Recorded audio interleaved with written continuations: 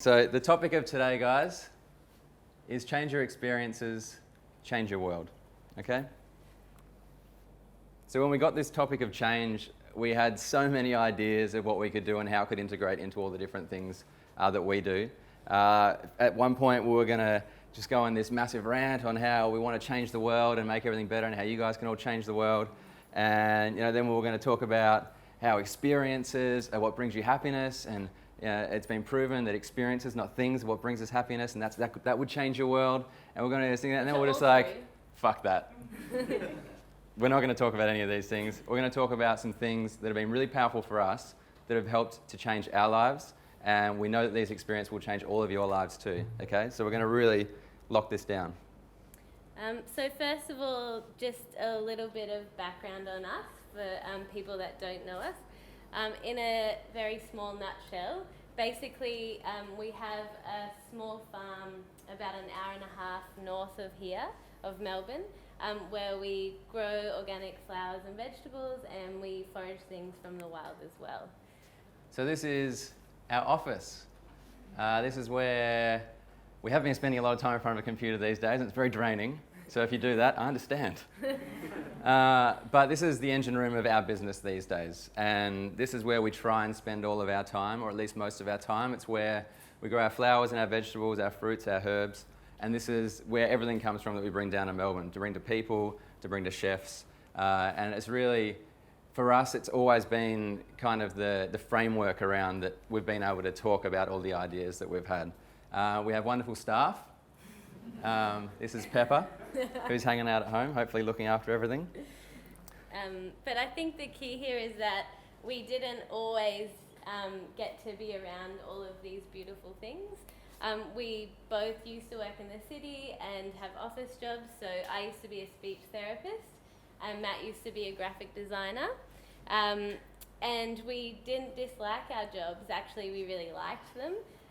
But a series of experiences led us to here, basically, to what we do now. Yeah, so basically separately, but then together, and more together, we just had these kind of realizations that we just want to strip everything back and have a really, really simple life.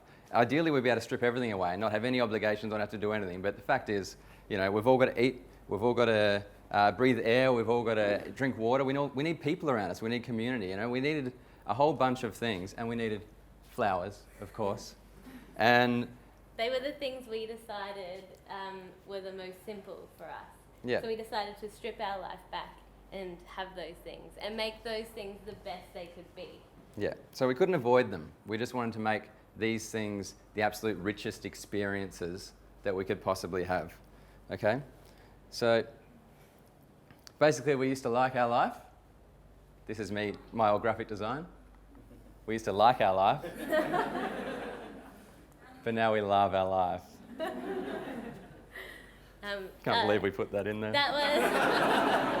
I was like, it's so good, you can't cut it out. This is actually, just to explain this slide, this is Paddle, who was a baby lamb, and we splintered his leg because it got stepped on. And in, I guess, conventional agriculture, he would have been put down, but all we had to do is splint his leg, and anyway, now he's awesome and he's in the field. Unfortunately, he doesn't have this wicked limp, but he's just a normal sheep. So basically, we're going to break this down to 7 experiences that we've originally, totally unconsciously, we realized we'd fallen into these 7 experiences that just shaped our lives. And day to day things come and go, but these were the 7 things that were always there, and the 7 things that really actually kind of brought out the joy and happiness in us. And that's what made us realize, like the topic of the talk, if you change those experiences in your lives, then it really does shift your world. It changes how you feel about the world. And I think you can do anything you want in the whole world, but these 7 experiences for us, if everybody had just a little bit of them, we really think that as a society and a world, we would be so much better. Yeah. So basically, they are...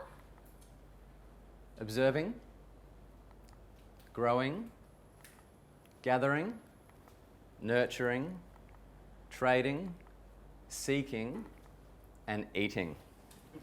So They're all connected. Actually, they're more connected like that.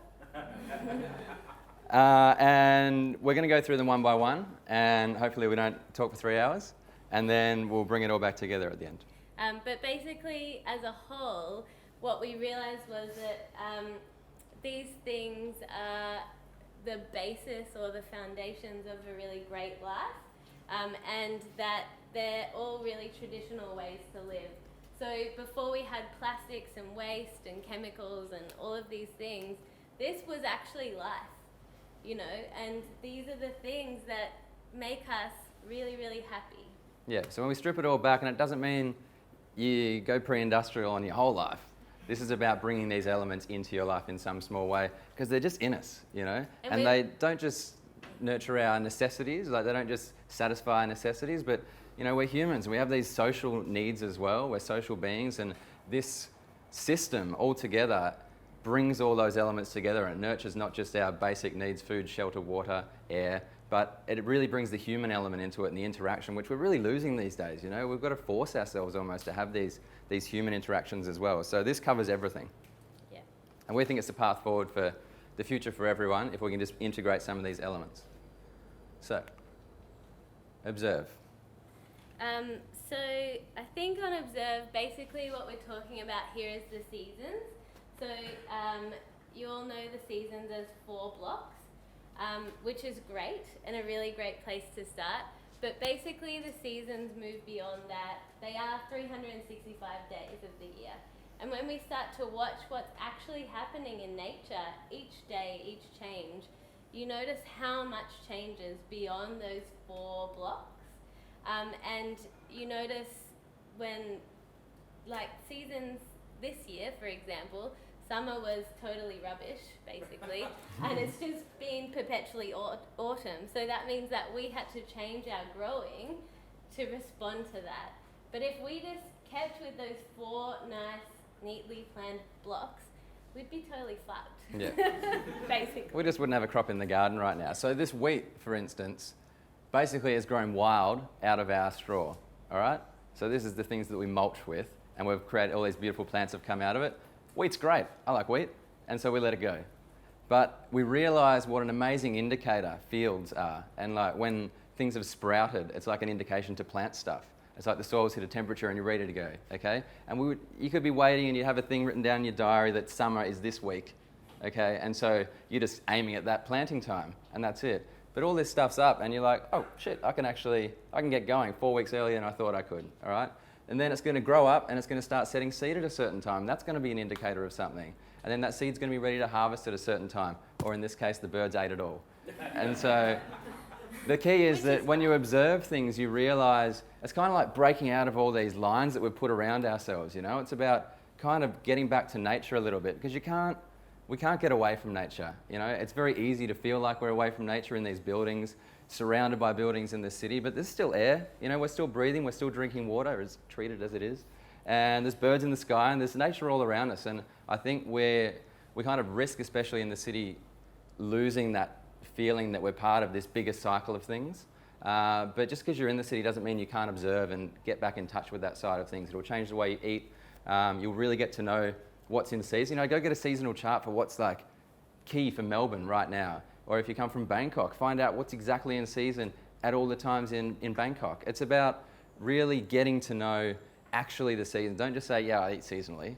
Go and find out what that means and feel how it changes each year, because it just plugs you into that bigger picture, you know? It's incredibly nourishing on a deeper level. Yeah. And then we've got grow. So for us, this is obviously really important because we grow all of our own food, but basically, get in the garden, grow one thing. I don't really care what it is, but it'll change your whole world. I think we really believe that we're meant to be in the soil in some way. There's studies now that talk about how soil is an antidepressant. It's good for your immune system, all of those things. We're built to be around soil. This is what our bodies know. And like Matt talked about with observing the seasons, they all fit together. We're built to be in nature in whatever way you can. Yeah, and it sounds crazy, but until you've grown a potato, until you've dug up like a the first Dutch cream of the year, and you're just like, this is a potato. And you've never, it's been like 3 months before you've even eaten a potato because they all sprouted 3 months ago, sadly. And it's just so, I mean, how often do we go and get a packet of chips or whatever, or go and eat a bit of hot chip? You don't even think about what you're doing. Like, to have these experiences and to like have the growing side of things, it's like how observing plugs you into nature. Like, growing just plugs you into the actual origins of that plant, you know. So grow anything. If you've got a balcony, just put some herbs in, and you're going to be so stoked when you put that basil on your fresh dish. You're going to be all Jamie Oliver and take it to the table. It's just grow something, grow anything. Steal your neighbour's food. No, don't talk to them and take it. Or just like access some land somewhere and set up a bloody allotment. It doesn't matter. Just like plug yourself into growing. It's a beautiful thing to do. And then on that is gather. So this is very seasonal.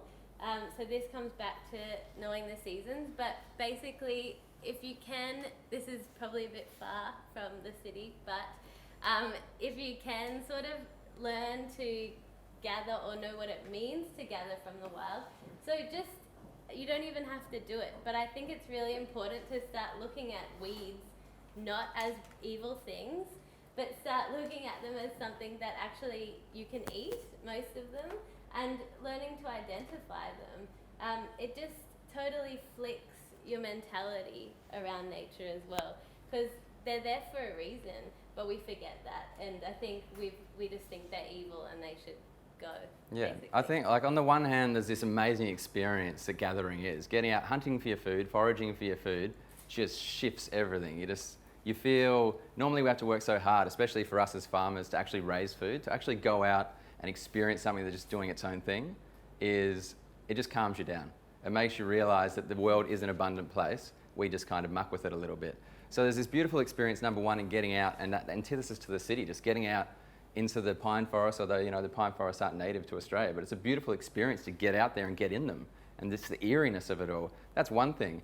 On the total flip, like, just forget that the city's the city and pretend this is a forest and get down laneways and find these weeds and find your food, you know. That, if they haven't been sprayed. If they haven't been sprayed. Go, like, just, that's a super primal thing. There's nothing more primal than just being on this, like, search for food that you didn't make.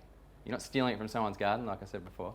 Just find just naturally growing things that actually will feed us. And we've been doing this for hundreds of thousands of years, and it just like wakes that thing up inside you. It's just dormant in you, and it'll change the way you just think about your existence. You realise that this is actually a very natural thing to be living, and a very natural thing to have that abundance around you. And then nurture, so nurturing animals, basically, this is what this is about. For a lot of people who knew me a long time ago, this image is pretty weird. Because I used to be a very hardcore vegetarian, and probably I never worked with animals or anything like that. But basically, when you learn to nurture your animals and have that whole experience of raising them, you know them, they're a part of your family, you know, and you see animal products really, really differently. You see their animals' role in nature, and it just totally flips, I guess, how you see all of those things. Yeah, I think the key is, like, we're so in touch with our animals. We have chickens, we have cows, we have our sheep. You know, the meat is one thing, and that's a whole relationship that's powerful in itself. But just understanding, like, how simple an egg can be and how simple milk can be, or how complicated when the cow's in a shitty mood. But when you just actually get in touch with all these foods, and it really puts those foods in place in your diet as well. I think, you know, a shelf of milk means nothing, but when you've actually had to go and procure that from the cow, it puts it in place. And as well, you realise that the cow's not always in milk. So maybe we can't have dairy all the time. Or the chickens aren't always laying, so we can't have eggs all the time. Or it sucks when you have to kill something, or something very rarely dies of its own volition. So really, it puts meat into that place where this isn't a natural thing to be having all the time, lots of, every day. So it's kind of shrunk animal products at large to this, like, little 10% part of our diet. We kind of feel like we're meat-eating vegans. So we've got this, it's just shifted the balance. I think it's like, you can't eat bacon every day for breakfast. Sorry, guys. it's just not really sustainable, and it's not how nature works. As much as our interns think that they can eat bacon every morning for breakfast, once it's gone, it's gone. Yeah. And they learnt that very quickly. Yeah. It was all gone. And I was like, well, that's it for a year. Yeah. And they were a bit depressed. So You realise you can't just have bacon anyway. The pig's not made of bacon. It's got all these other bits. It's not just like legs of bacon and carrying bacon. It's more complicated. Yeah. And then there's something that has actually totally changed our life in a really emotional way is trade. What trade is the exchange of goods or services without money, basically. So taking money away from the equation. So I guess in our society, we rely so heavily on money. But when you take that money away, it totally changes your experience of any interaction. So what we've found basically is that you can go and buy a product, or you can trade a product, and you have exactly the same product. But with trade, you get a whole different experience. So you have a human experience, basically. And that can give you so much more that money can't buy. And that human experience can be anything. It can be skills, a conversation, it can be anything. But it's so much more than money. And basically, in essence, we feel that if we took money away from a lot of equations in our modern world, we would be better as a society. We'd learn to understand each other more, we'd have more empathy for each other, we'd swap skills. Our lives feel more abundant when we trade because everyone has something abundant to share. That's just how life is. Yeah, and it's not saying, I mean, we spend money, we use money. Unless someone from Telstra's here and we can start trading for our bills, there's just elements in modern life that you can't get rid of, and just think of them as modern life. There's so much in this kind of pre-industrial system, this whole system that we're talking about, that really doesn't require money. Like, it's a totally modern construct that we're stuck in, and it can be really powerful, but it can defeat the humanity in all your relationships as well. Like, when I can jump online and order something from the other side of the world, and a robot receives the order, packs it and sends it on a thing, and the only man that's involved, or human that's involved in this, is the postman dropping it to my door, because we don't have robots in Nagambie. So to not have any human interaction, you can go into a shop these days and barely even look at the shopkeeper, and you actually had a human interaction but you didn't. Like, it's so important to have to be forced to have these conversations with people, and just, you've got to decide what's fair. You've got to, like, Raven is hardcore to trade with. She's so she'll rock up with something. We used to bring down veggies every week, and her mum would come and get veggies, and she wanted flowers. Every week she wanted flowers, and she'd be bringing something to trade for these flowers, because we decided we weren't going to sell any flowers. We thought money around flowers is rubbish. And so she'd rock up with these things, and you'd be like, all right, what do you want for it? She'd be like, all right. And she'd be at the flowers, and she'd be picking what she wants. So if there was money around this, and mum would be watching going, oh, how much is that stem? Like, she just went. It was just the most beautiful experience, and she'd come out with these amazing bunches, and she hardly ever got a bigger bunch than that. It was always the cutest little thing, and she was like, these ones. This is like a moment of like, I'm taking these. I was like, that's good, and then off she'd go. And it's just this beautiful experience when you get rid of that, weird construct we've created. And it didn't actually matter what she traded at all. She brought so much joy to our days. That was enough, yeah. Truly. Let's be honest, a face like that, you could steal all the flowers, you wouldn't even care. And then we have Seek. So just really quickly, this is just about food we don't produce. So we've talked about how we produce a lot of food, but it's just factoring in that some foods that we eat come from far away. So things like coffee are a really good example. They're such a big part of most people's lives, especially in Melbourne. And it's just factoring in that actually those things come from somewhere. We get them in these nice packages, and that's lovely, but actually they are grown in soil, and they are grown by a farmer somewhere. So it's just remembering that and bringing that back into the equation.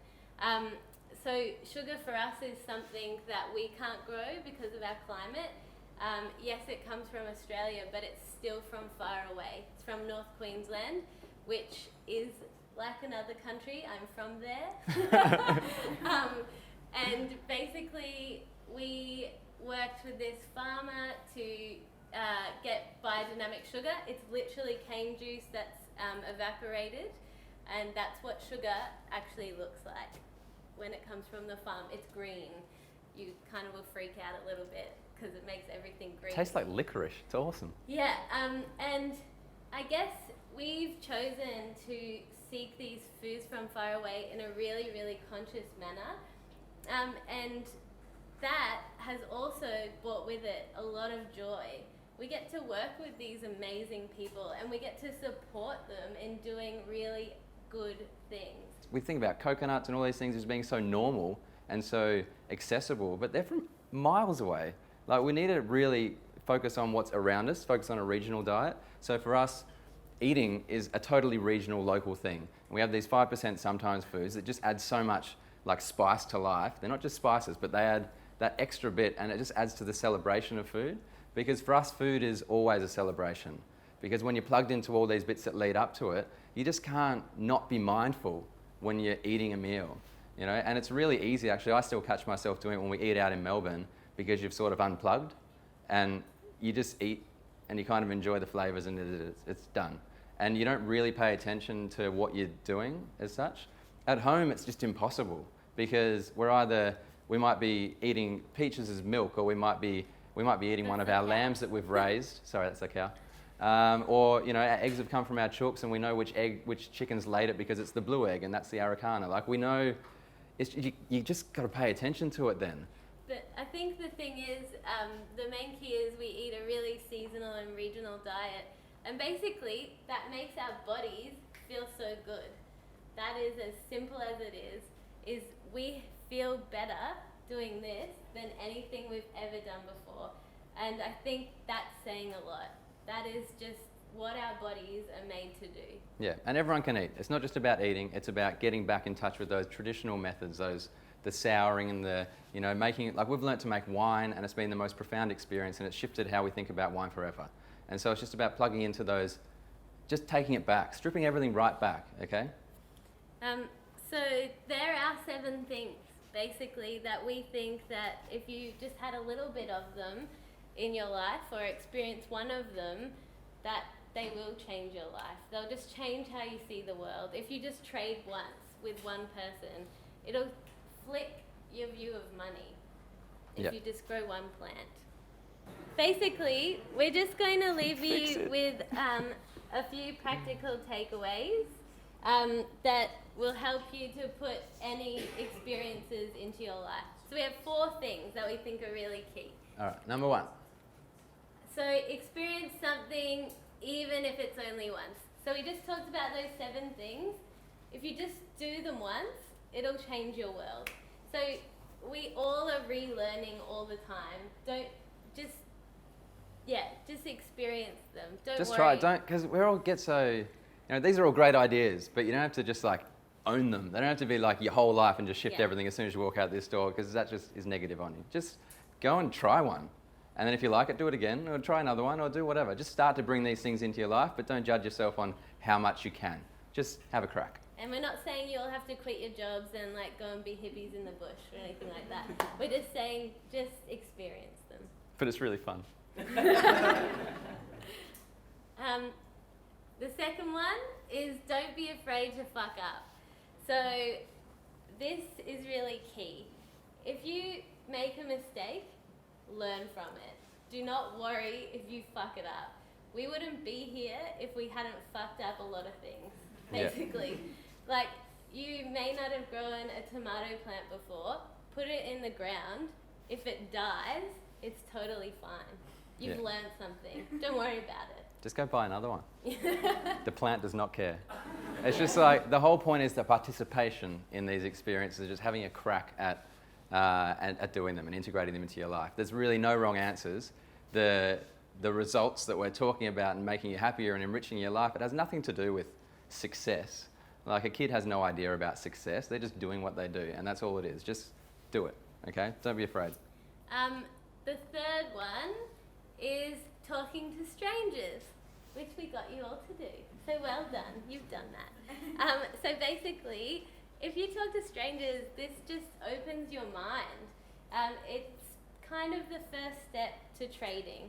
So the more that you just talk to people, the more you'll start to understand them, the more empathy we have, and then the closer we are to sharing with each other and sharing things.